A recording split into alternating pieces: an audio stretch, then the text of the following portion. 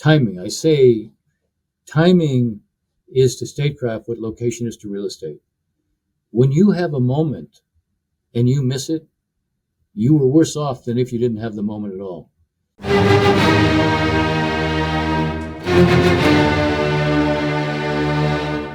Welcome to Shield of the Republic, a podcast sponsored by the Bulwark and the Miller Center of Public Affairs at the University of Virginia. I'm Eric Edelman, counselor at the Center for Strategic and Budgetary Assessments, a non-resident fellow at the Miller Center, and a contributor to the Bulwark. My partner in all things strategery, Eliot Cohen, is traveling, but I have a very special guest, I won't say old colleague, but a former colleague in government and a very distinguished scholar practitioner, Dennis Ross, who has served at very high levels of government at the State Department, the White House, and the Defense Department. He's been the Director of Policy Planning under Secretary of State James A. Baker. He was a senior director at the NSC in the Reagan administration, and again in charge of a very large swath of the globe in the Obama administration. He was special envoy for the Middle East in the Clinton administration, and he's now the counselor and William Davidson Distinguished Fellow at the Washington Institute for Near East Policy. And for our purposes, he's also the author of a number of extremely good books. I won't just say a lot of books, because the late Walter Laqueur always used to say they're not just a lot of books, they're very good books. And in Dennis's case, they include The Missing Piece, which is his account of his own experiences in the Arab-Israeli peace process, which is quite extensive. A book called Statecraft, which he wrote back in 2005 in the aftermath of the Iraq War. Myths and Illusions in Peace, Doomed to Succeed, a fascinating history of the U.S. Israeli relationship. Be Strong and of Good Courage, another fascinating book that I've had the privilege to read about Israeli prime ministers and their statecraft. And for today's discussion, an updated version of his book on statecraft called Statecraft 2.0, What America Needs to Lead in a Multipolar World. It was published in late March. And Dennis, welcome to Shield of the Republic. It's great to have you. Eric, it's great to be with you, and I'm happy to say we are old colleagues.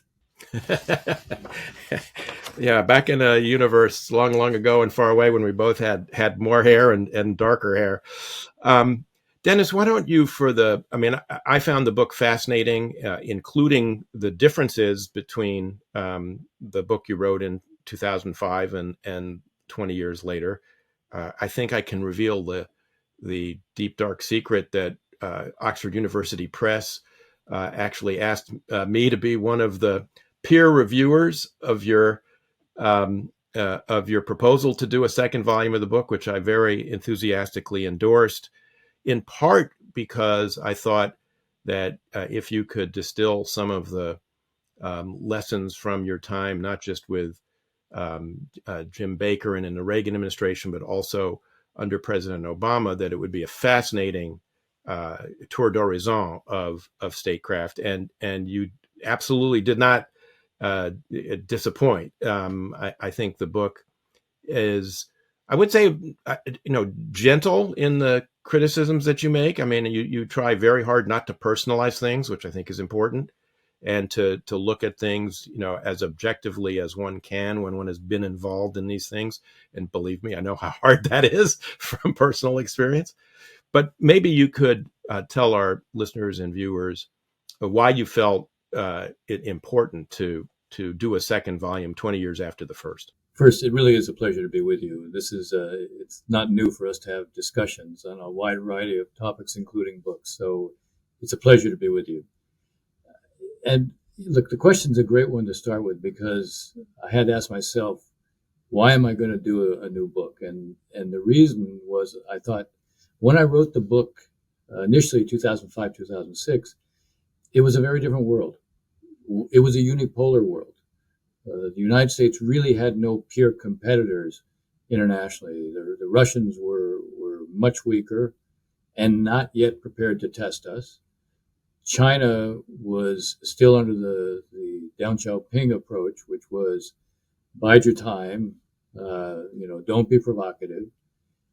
So on the one hand, we didn't have real competitors internationally. Even those that we were competing with in the region weren't as strong or as much of a threat as they were to become.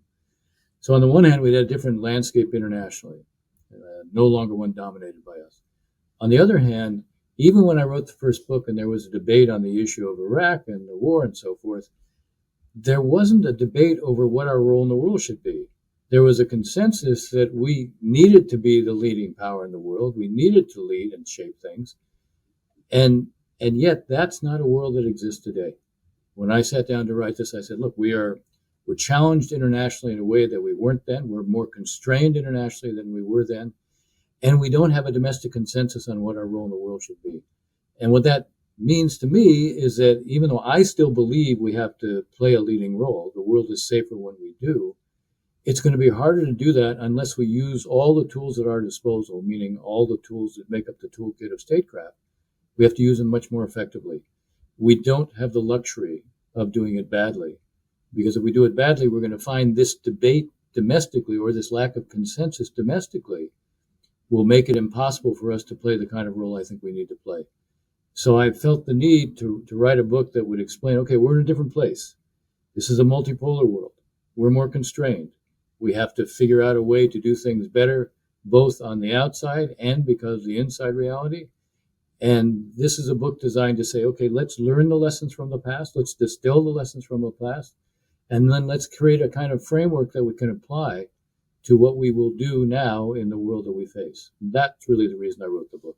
You draw on many of the same cases that you did in the first edition of the book. You talk about German Reunification in the Bush 41 administration. You talk about expelling Iraq from Kuwait. You use the Bosnia case as well as the Iraq case. You add a case for Syria, which, as you noted, was quite a debacle as well in its own right. There are other cases you might have included, and although you range very widely in your discussions, I'm just curious, recognizing, of course, that one can't do everything. You can't be encyclopedic. But for instance, the Ukraine invasion in 2014 of Crimea, Russian invasion of Crimea, seizure, and then the destabilization of eastern Ukraine, the Donbass, obviously was something that you could have written about.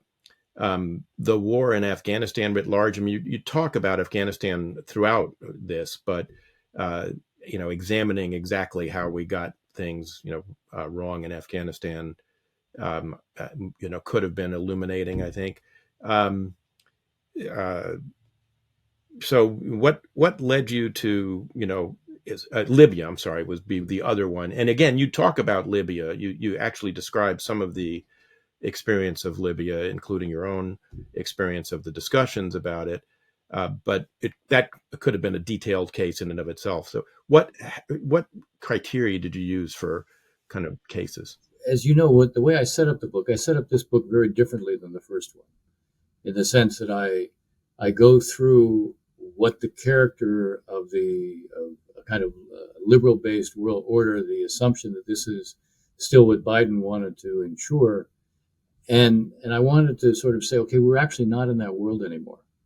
Already those rules haven't been observed for some time, and that does lead me into discussion from time to time about what the Russians were doing, what the Chinese were doing to challenge it. I then wanted to go through and show, okay, we're not in that world any longer, and the key, if we're going to do good statecraft, is how you marry objectives and means. I wanted to say, we have a history that is not Republican or Democratic. We have both administrations on both sides that have not done it very well. And so then I go through a kind of overview of that. So you're right, I cover Afghanistan there. I opened the book, by the way, with Ukraine, not 2014, but basically 2022, and the miscalculation of Putin. But my aim to begin with was to show, all right, here's why the world is different. Here's why we haven't done this very well. And I wanted to say, and it isn't unique to one party or the other. And so I did a series, a kind of overview of a number of cases that I don't exhaustively go through, but I give a flavor of why it was done, why these were done badly. So I go through Libya, and I do discuss Afghanistan in the context of showing in the Obama administration, Libya was a case where Obama did not learn the lessons of Iraq. He thought he did. He thought if I get a UN resolution and I have a coalition where others are participating, I've learned the lessons of Iraq. But he didn't learn the lessons of Iraq because the lesson of Iraq, one of the lessons of Iraq was don't leave a vacuum. And that's precisely what he did. He left a vacuum because he mandated from the beginning no boots on the ground, which meant that he actually confused means and ends. When you say, we're going to have no boots on the ground, you're making that an objective, but that's a means. And one of the things that went wrong was precisely because of that. With Trump, I go through Iran, which I have a whole 50-page chapter on Iran later, but I go through to show there was a confusion of objectives with that. And then with Biden, I go through Afghanistan as a way of showing, all right, look, this was a total mismatch of objectives and means. So one of the reasons I chose not to pick those cases, Libya and Afghanistan, was that I said, I'm doing a shorter version of those. I'm going to go through a more exhaustive treatment of others with the express purpose of being able to highlight what were good examples of statecraft. The reason it was so important to stick with German Reunification and NATO and the first Gulf War coalition, even though I update both chapters and I update the Bosnia chapter, is because I wanted to show good examples so you could distill the lessons from the good examples. And that's why in the end, I chose not to do the others, although I could have, but again, they didn't offer me more good examples. I needed to come up with good examples. I will tell you one I almost did because I thought it was not as good, but it gave kind of a flavor of something that was better. And Colombia, I almost did a chapter on Colombia because that was a much better example of statecraft being done. And I don't know, I debated it for a while, and in the end, I decided that I had enough that I was doing in writing the book, not to have that. And our mutual friend Bob Gates has a chapter on Colombia in his book on the exercise of power, so you didn't need to actually do that. Right, that's true. That's true. But that was the one other one I thought about adding as a good example, because to be able to really distill lessons, I had to show, all right, here are cases that were done really well. And even then, there's some drawbacks, and that we can get into that discussion. One of the virtues of Bosnia at the end, Bosnia is not good, basically, for the last 2 years of Bush and the first 2 years of Clinton, but from June of 1995 until the end of October, it's really well done, and in part it's well done because Dick Hullbrook is able to act authoritatively with an interagency team on the ground, and you don't consume the very top of the administration in a way that German Reunification and the first Gulf War do. And having the space, even the time, even avoiding the level of exhaustion that comes to consume the leadership in that German Unification first Gulf War coalition, that's also something to be mindful of and trying to preserve that space. I agree with that, and I also share your estimate of late Richard Hullbrook's important role in making all of that happen. Would you do us the service, Dennis, of you have a very nice in the book kind of précis of the different approaches. You talked earlier about the debate over America's role in the world. You have a very nice breakdown of the kind of different approaches, including the current president's America First approach, the pluses and minuses of these approaches, and then your own synthesis that you think makes for good statecraft. Could you just walk folks through that? Sure. And it again, because I want, in a sense, to make a case for why the U.S. needs to continue to be a leader in the world. But we clearly have a debate, and we have different schools of thought. So I wanted to run through those. So the first school is America First. And America First does fit part of the American tradition. If you go back in our history, basically from the time of our independence through most of the 19th century, we were not isolationists. We were unilateralists. We didn't believe in alliances because they limited our freedom of action. We didn't want obligations to others. We were not hesitant about intervening. We did intervene, but we intervened in the service of commerce, keeping markets open or guaranteeing that we could open up markets, making sure that we weren't denied access that other countries had. You go back to the taking on the Barbary pirates. Well, they were seizing American ships. We didn't have a problem sending forces abroad. We did. This notion that we were somehow isolationists ignores our history. But we were not alliance builders. We looked at alliances not as a source of strength, but as something that at the time it was different in the sense, not the way President Trump looked at it. He sees alliances as being a drag on us. They cost us. They obligate us. We were weak when we emerged as an independent state. We did not want to get sucked into the ongoing European conflicts. So we wanted to be removed from that. George Washington, in his farewell address, he actually doesn't use the language entangling alliances, but he uses language that means that. That language is actually Thomas Jefferson's language. And there is a sense somehow, what I would think separates Donald Trump and the current version of America First is not the notion of unilateralism, but its values. Thomas Jefferson is a big believer in American values as to serve as an example to the rest of the world. He doesn't believe we should impose those values on others, but we should be, in Ronald Reagan's words, the city on the hill. We could serve as an example. So Trump is about commerce and transactions and interest, not about values. The American First School of today reflects transactions, interests, but not values, and a belief in sovereignty that we should have complete sovereignty. We should respect the complete sovereignty of others. States that basically respect each other's sovereignty won't get into wars. It's nice and fine to say that. The problem is, of course, they do, because there are such things as predatory states who have aggressive interests, and they challenge others. And that's, in my mind, the failing of America First, is that it doesn't tend to recognize that. It tends to downplay our values, which I think is still a source of attraction for the rest of the world.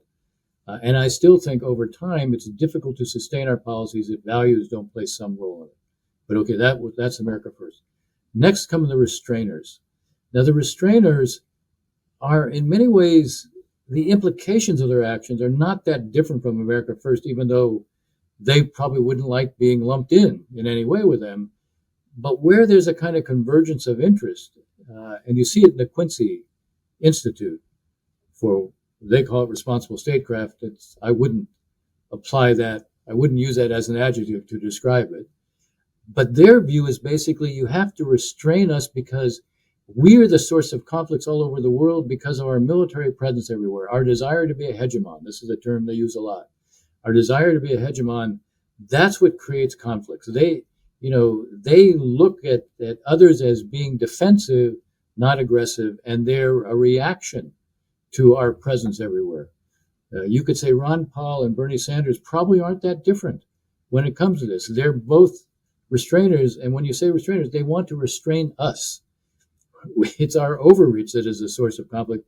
It's our desire to be a hegemon that is the source of conflict, not Chinese aggressiveness or Russian aggressiveness or Iranian aggressiveness or North Korean aggressiveness.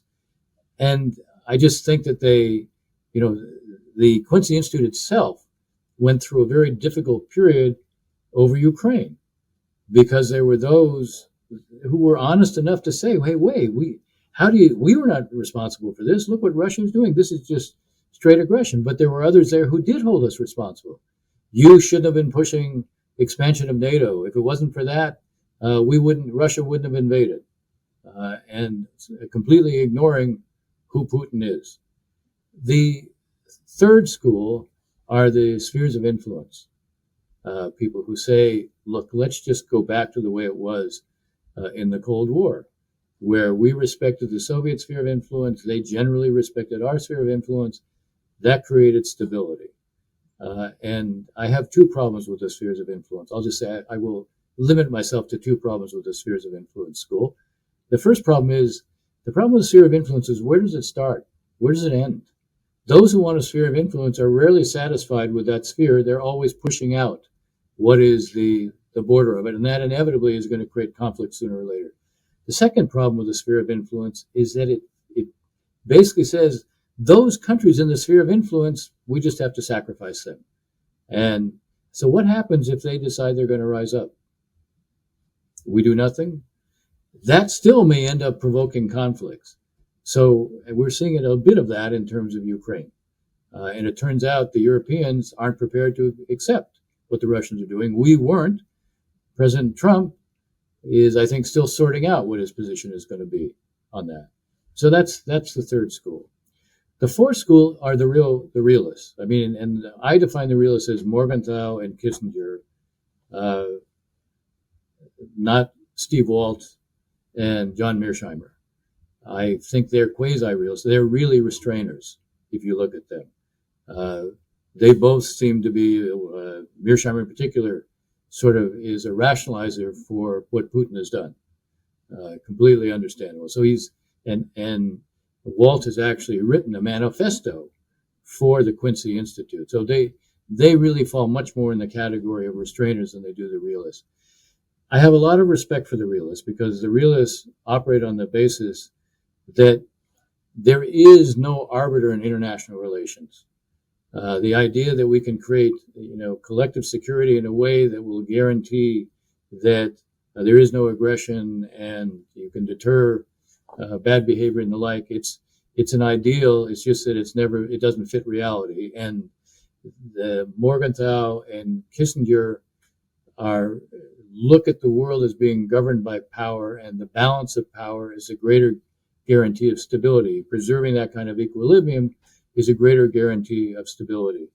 And they tend to downplay the role of values, although to be fair to them, it's not that they dismiss it, but it's less important from their standpoint than the issue of preserving equilibrium and creating some predictability with a balance of power.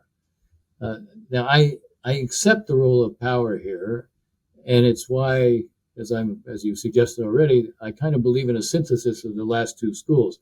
The last school, I called it the liberal rules-based order, liberal internationalism, but you correctly pointed out that I should make it a hyphenated, maybe it should be conservative liberal, internationalism, because it's an internationalism. It's very much reflective of American values, and I'm attracted to it. I have to say I'm attracted to it personally, but I also see that it needs to somehow be married with the realists, because there is a role in terms of creating balances of power. You can't just count on certain kinds of more collective institutions, alliances in particular, which I regard as important because I see them as an addition to our power, not a subtraction. And that is important. And it can't just be a kind of more narrow balance of power. So I kind of blend the two, because it allows you to preserve an alliance structure. It allows you to have values be part of what you're doing, but it also takes into account the role of power in international relations, which I think is just indisputable. You also have a terrific breakdown of what you describe as the tasks of statesmanship, how you actually execute statecraft. And maybe you could walk through the kind of four elements that you kind of outline there. It's actually a little more than four, but you start with, I like the question for a variety of reasons, because one of the things this book did for me is I came to a set of different conclusions that I had before, which I think the way it should be. If the world's changed, you change with it. So one thing that's a constant, good statecraft is characterized by marrying objectives and means. And that means it really starts with objectives, adopting the right objective. There's a lot of reasons why we get it wrong sometimes. We don't understand the situation we're getting into. We don't have a good assessment. Sometimes it's political factors. that drives us to adopt our objectives. Lyndon Johnson with Vietnam, what really drove him was a political consideration that the Republicans exploited the loss of China and used it against the Democrats. And he feared the same thing would happen. I lose Vietnam, the Republicans will beat us over the head with that club. So it's the wrong reason to do Vietnam, but it's a political factor, and that happens. Sometimes our objectives are at such a high level of generality that we can't really operationalize them. And that's kind of natural because sometimes you adopt it without thinking through the objective. Sometimes you adopt one objective and it morphs. George H.W. Bush administration, which was very good as a practitioner of statecraft. But on this one, we send forces in to prevent a famine. That was the objective. And then it morphed into, well, we're going to take on the lead warlord in Somalia, in Mogadishu. And that suddenly, it basically embeds us in a civil war, which we had not thought through. So, I mean, even an administration that was characterized by very good approaches to statecraft could make that mistake. So the first thing is you really have to focus on thinking through your objective. What I meant by one of the lessons I learned, I used to tell my students, this is not a mechanical exercise. And I decided I was wrong. It needs to be a mechanical exercise because you have to ask really hard questions. Okay, why is this the right objective for us? Do our stakes justify it? Maybe. Do the means we have on our own, the means we can mobilize from others, do they make it achievable? Thinking through that, it forces you to have better assessments. It forces you to satisfy yourself. You've thought through why this is important to you and what you can do about it. Dennis, I don't want to interrupt your flow, but I really want to ask you a question because of your own breadth of experience. I wonder if you share my observation from a lot of attendance at principals and deputies meetings that the number of times that the meeting starts with someone saying, what are our talking points going to be? Instead of starting the meeting by saying, what is it that we're trying to accomplish? It was never ceased to amaze me. And the difficulty of actually getting people to avoid immediately going for the capillaries it was very striking to me. And I wonder if you've had the same experience. Not only do I have the same experience, I want to cite two examples. Okay, one of which I cite in the book, and the other I think is a kind of footnote in the book. The one that I discuss in the book is on Libya, where we're having a meeting and it's everybody but the president, chaired by the National Security Advisor, Secretary of State's there, Secretary of Defense is there, DNI is there, and so forth. And we start off with an intelligence overview. And immediately everybody is discussing the specifics of the intelligence. And suddenly there's a discussion about, well, we don't have any stakes here. So we really don't have an interest. So we really shouldn't do anything. This was at the time when Misrata had fallen and Gaddafi was saying, we're going to treat everybody as if they're rats and we're going to exterminate them. And they're going to move on to Benghazi, and the opening intelligence presentation was all about there's nothing to stop them from going into Benghazi and doing the same thing there. So at the time, actually, Bob Gates says, we don't have a vital interest. We're already involved in another war. We don't need to be involved in this one. And everybody starts to echo that. Now, I intervene and I say, well, that's fine, except for one thing. The president has publicly said we won't permit there to be a massacre in Benghazi. So he's staked out a public position, which is an objective. Now, you may disagree with the objective, but either you have to get him to change his objective or we have to change the means. And I tell the story because at the end of this, I won't say who it was, but a cabinet level official comes up to me and says, so you're in favor of intervening militarily? And I say, well, I am, but that's not what I raised. We have a mismatch between the objective and the means, and something has to give. And this is a really smart group of people. And they didn't, somehow recognizing that wasn't there. Now, the second example fits more precisely with what you were describing. This is after the fall of Bulwark. And we're in the Situation Room.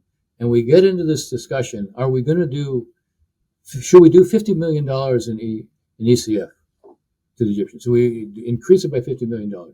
And we're going back and forth. You said capital A's. We're getting into, the details of, well, what would $50 million do? And how soon could we do it? And, how would we implement it? And how quickly could we do it? And I go, can I raise a question? What's our objective? What are we trying to do? This is a very small means, and we haven't discussed at all what are we trying to achieve? And in the room, I would say for at least 2 minutes, there's a kind of pause, like everything, okay. And within 5 minutes, we're back on the capillary. Right. Yeah.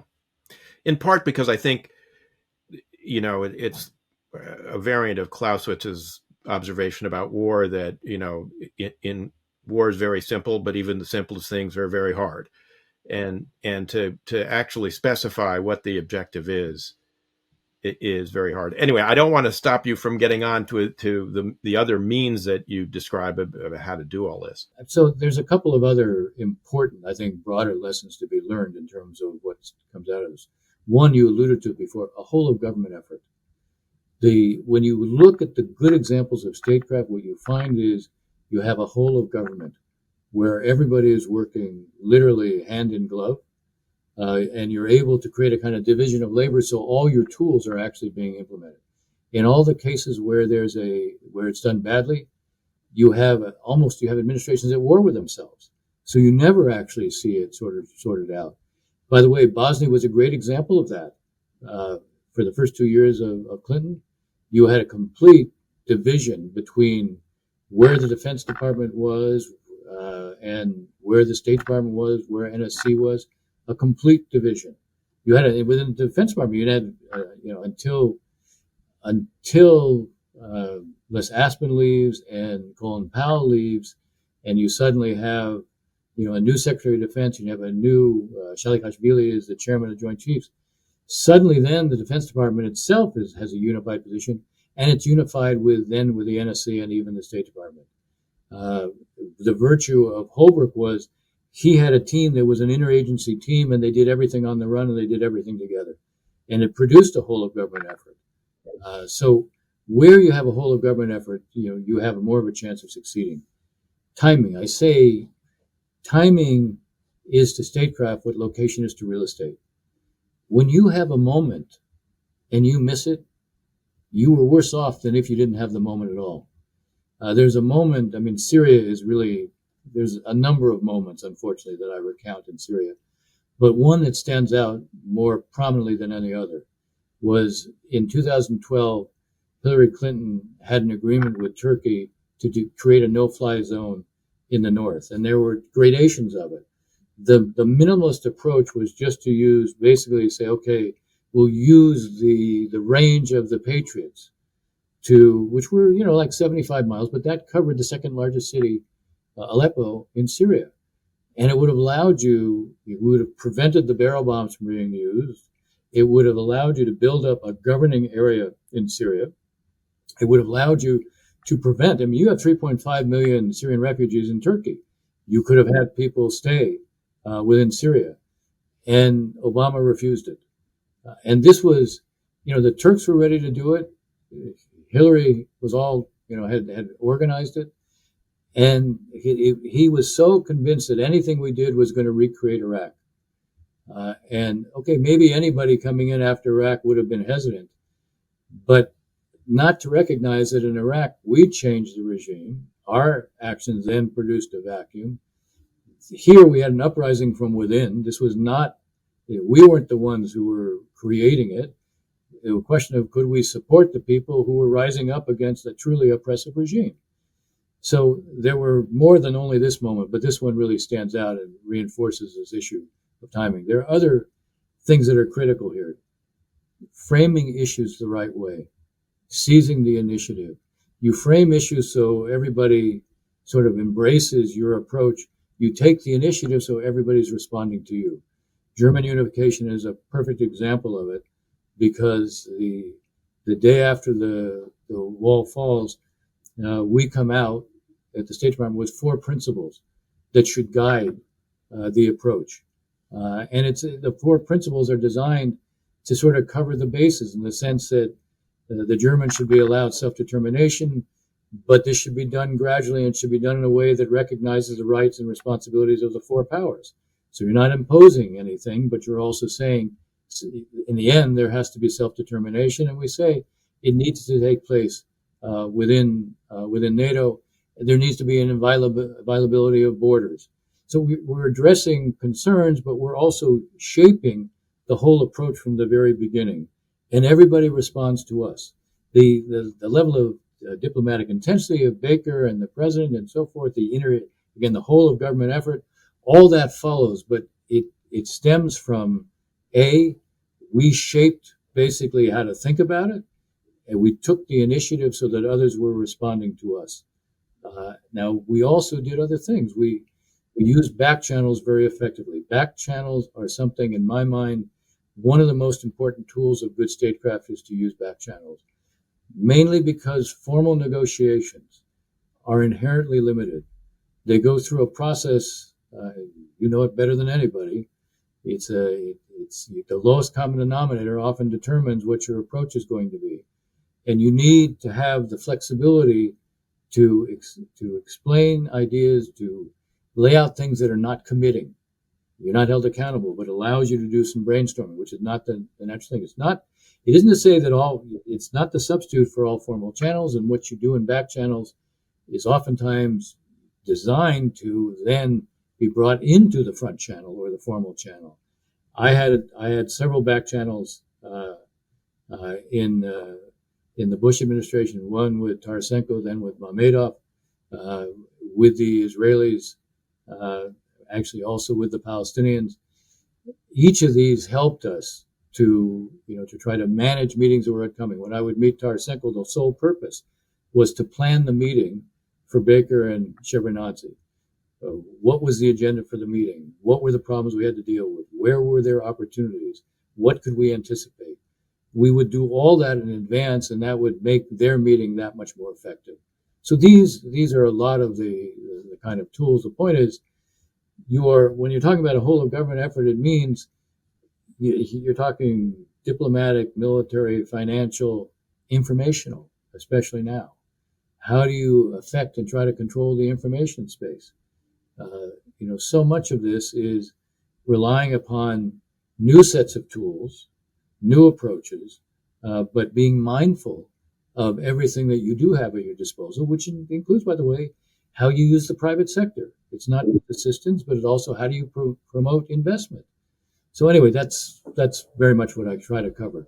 A couple of things. You also in the book talk about the importance of presidential leadership, which you've kind of touched on, and about empowering folks at lower levels while avoiding groupthink. And that the example you use, of course, is Hullbrook there. I guess having read the book and listened to you speak just now, one thing I would say is that there's a kind of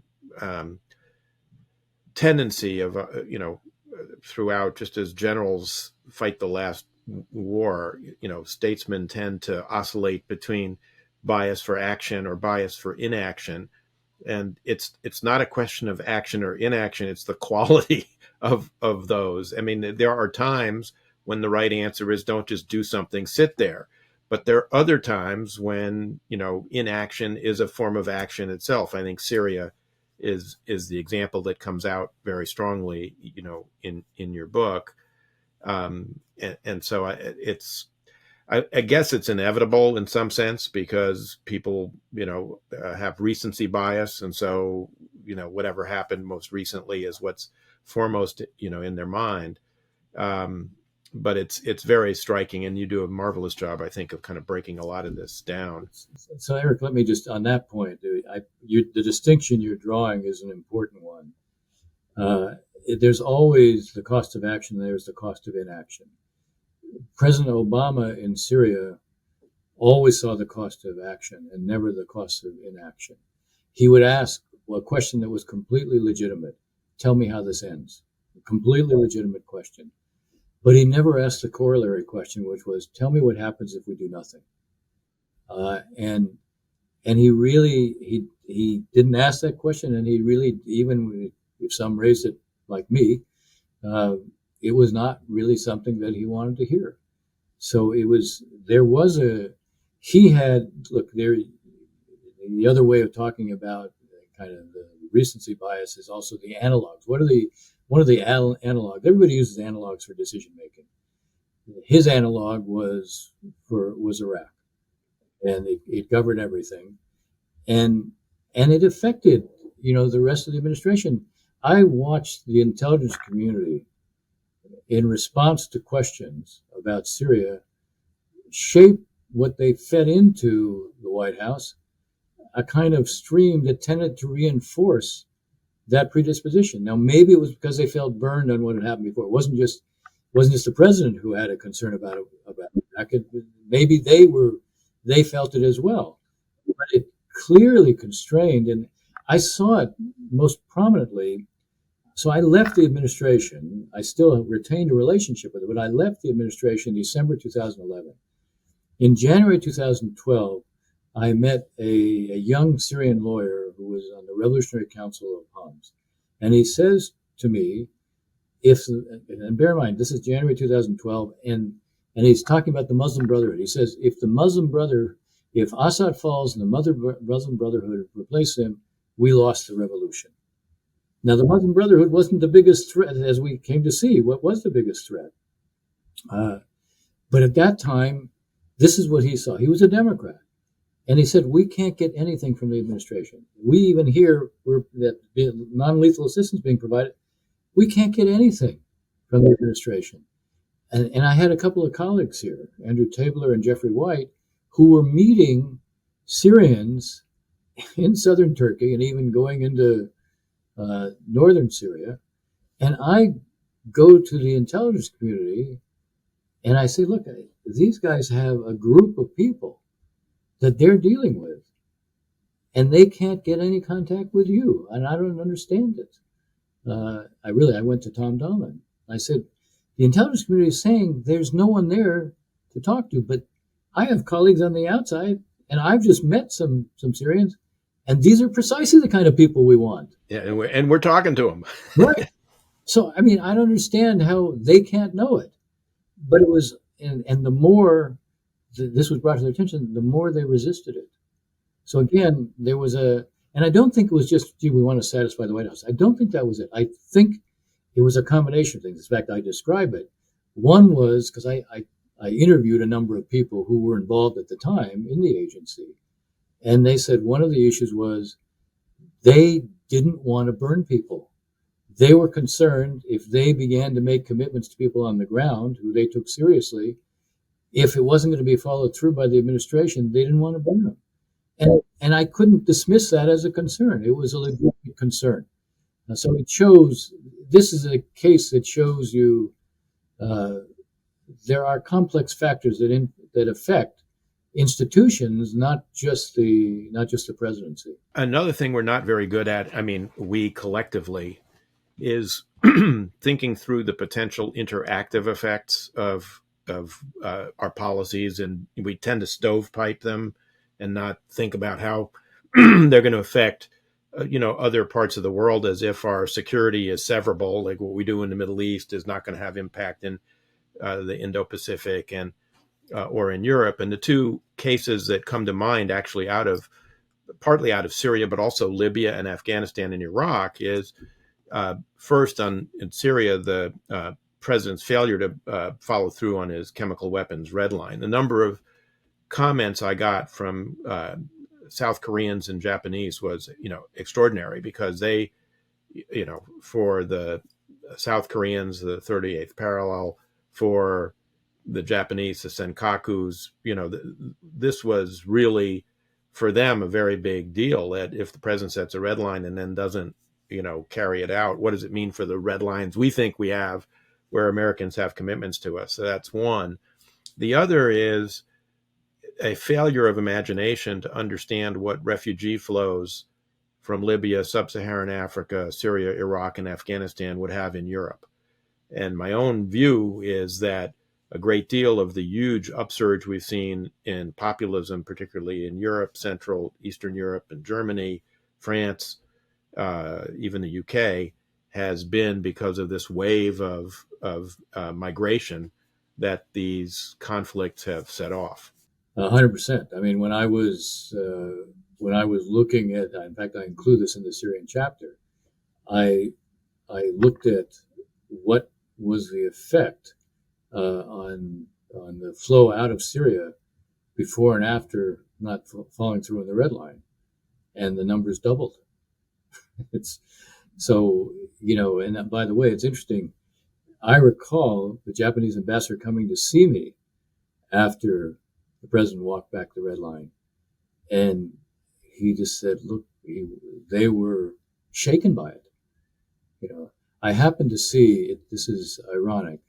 I happened to see George Shultz.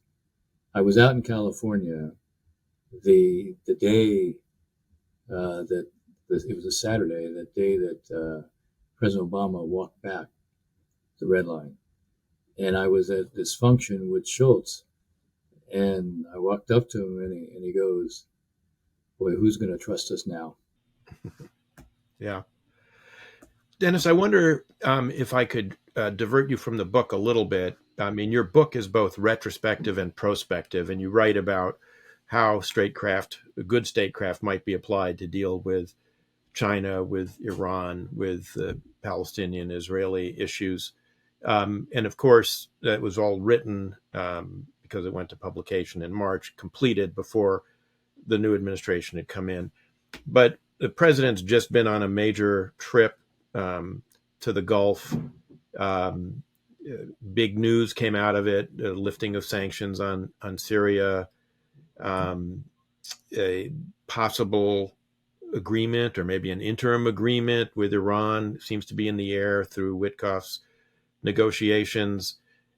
And there's also flurry of, activity that's still a little bit hard to completely parse about a further ceasefire in Gaza that Witkoff has been working on, and now Bibi's announcement that Israel is going to take all of Gaza, which I think is insane. I mean, to me, that just is asking for, a bleeding wound, insurgency that Israel will have to deal with for some time into the future. But I wonder what you, who have actually much more experience with this particular problem than I do, think about all this. How would you grade out how the Trump administration has done on all this? Look, I think first, as I said a little earlier, Donald Trump does fit one tradition in America's past, which is unilateralism and commerce being sort of the priority. From that standpoint, you'd have to give him an A for what he succeeded in doing, all the business deals, which, to be fair to him, do have some political consequence. And, $142 billion weapons package, maybe not all of it will emerge. But the investments in AI, these will create a set of political connections, not just commercial ones. The weapons deals will bind our militaries more.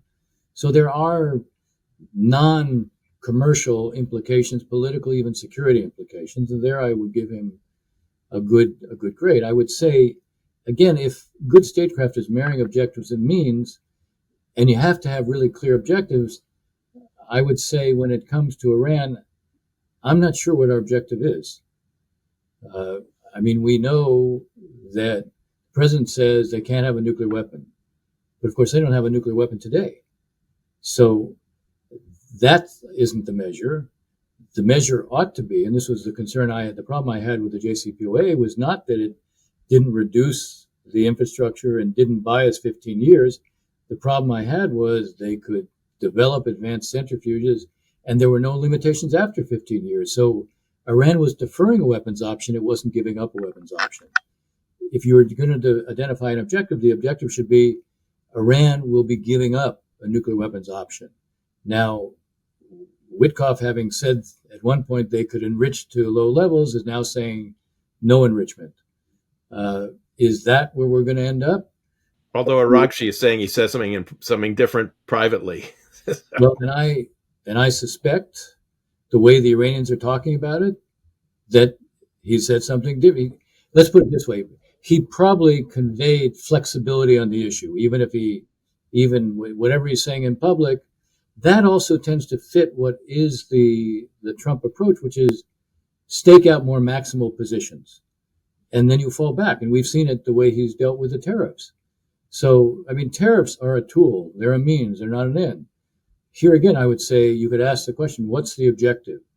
The objective on tariffs could be, all right, change the terms of trade, gain market access, uh, generate revenue, restructure our economy, and change manufacturing. The first few, I think, are eminently doable and reasonable. Restructuring our economy, I think, is probably not achievable, and the way he's fallen back suggests that's not ultimately what the objective is. The objective on Iran, as I said, not clear to me what the objective is. Bibi, when it comes to Gaza, he made total victory his objective, which is not an objective, it's a slogan. You say, okay, what does it mean?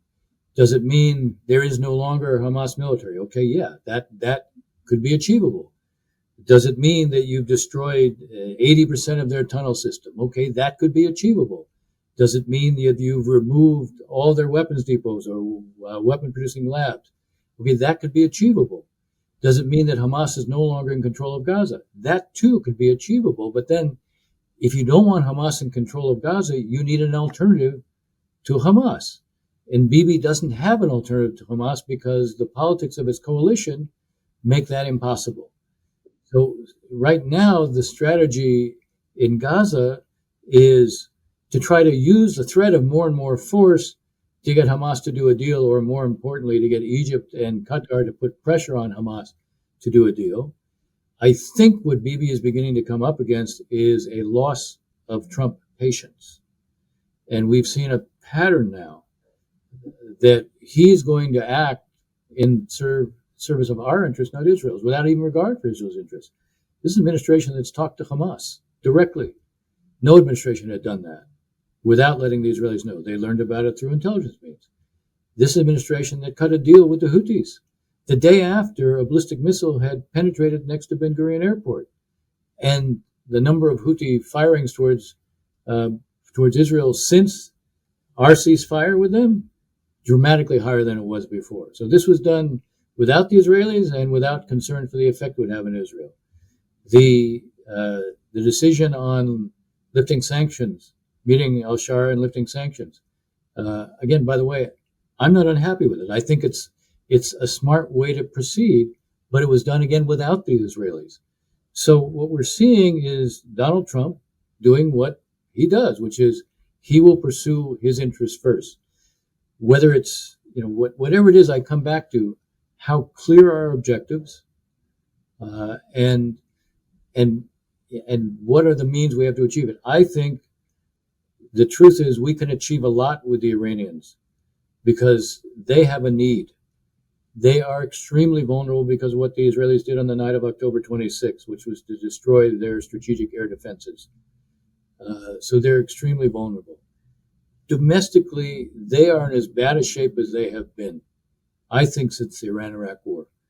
I mean, their currency has been completely devalued. This is a natural gas and oil producing state. They're shutting down. Their hours of schooling are 6 a.m. to 1 because they have to preserve electricity or they have to shut down the school. Same with businesses, same with government.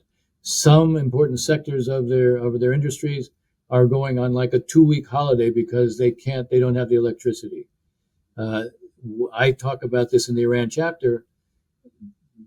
People have not paid attention to their acute water problems.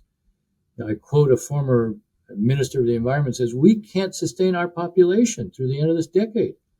And it's a function of corruption and mismanagement, total mismanagement. So they have real problems, and the alienation of their public is not just because of all this, it's also there's still an overhang from the women life freedom movement. So they have a need. And we see it there. Think about it, Eric. Ali Shamkhani gives an interview on NBC where he talks about the things they're prepared to do. I can't remember anything like that at any point. When I was doing the chapter on Iran, I went through 50 Supreme Leader speeches from the 1990s to today. Aside from being completely mind-numbing, the fact is there was an incredible consistency to them on most subjects, but especially us. Always negative, always skeptical. And how is he talking about what's going on now? He's not optimistic. He's not pessimistic. I mean, the tonality is completely different. So it says they have a need. Now, between their need and President Trump's desire for a deal, I, like you, think we'll probably see a framework deal. I'm not against doing a deal, but I want the outcome of the deal has to be they are giving up their nuclear weapons option. The deal doesn't necessarily have to have ballistic missiles in it, although I think it probably should. And it doesn't necessarily have to have the proxies in it. You could do a one-page non-paper that you give them that spell out, this is what we will do if we see you using any money to build up these groups. So there's no mistaking what will happen. So there's a lot of ways to get at that. And again, if you use the model of the book, be clear on your objective, recognize all your means, one of which, by the way, is they're very sensitive to political isolation. We should be sure.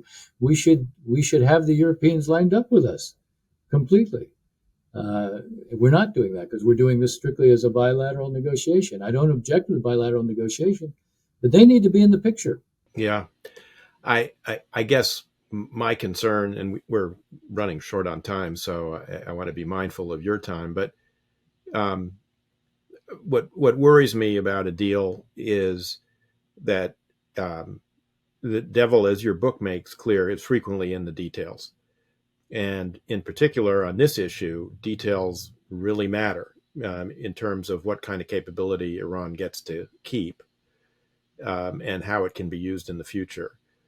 And I worry that Steve Witkoff, although he may be very ably supported by a cast of experts from the State Department, Energy Department, and elsewhere, is just not very deep in this. And his counterpart, Foreign Minister Araghchi, of course, deeply involved throughout 2013, 14, and 15 with Jake Sullivan and Wendy Sherman and John Kerry and all the folks who negotiated this previous agreement. So I worry here that there's an imbalance in expertise that could end up, and President Trump famously not terribly concerned about details, happy to trumpet any deal as, the greatest ever, big advance over what was done before. So I do worry that there's a potential here for, not just a mismatch in objectives and means, but even, just a fundamental assessment of what we've accomplished. I share that worry.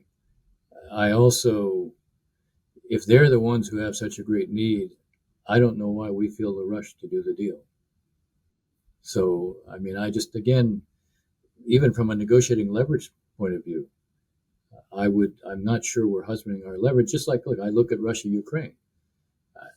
I see the leverage that's been applied to one side. I'm still looking to see the leverage applied to the other side. So and there was a phone call today, and there was the Europeans and Zelensky have said, let's do an immediate ceasefire. And what the phone call apparently produced was a readiness to have a discussion about a ceasefire. That's still Putin. It's still conditions.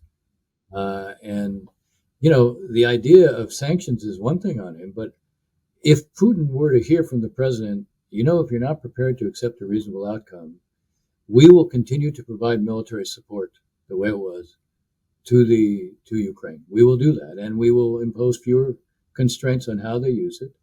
And by the way, we will support the $300 billion in frozen assets being used, your frozen assets being used by the Ukrainians.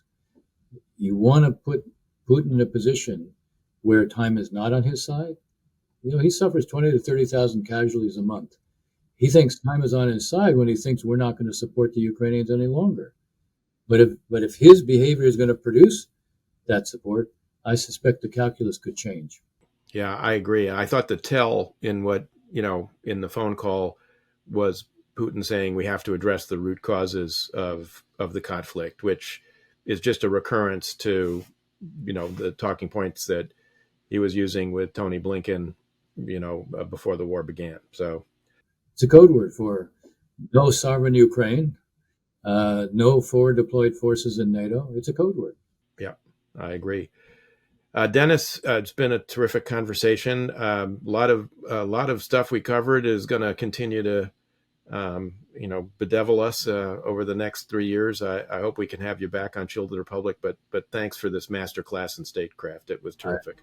Thank you, Eric, for having me. It's always a pleasure. It's always been a pleasure to talk with you, and I look forward to doing it again soon.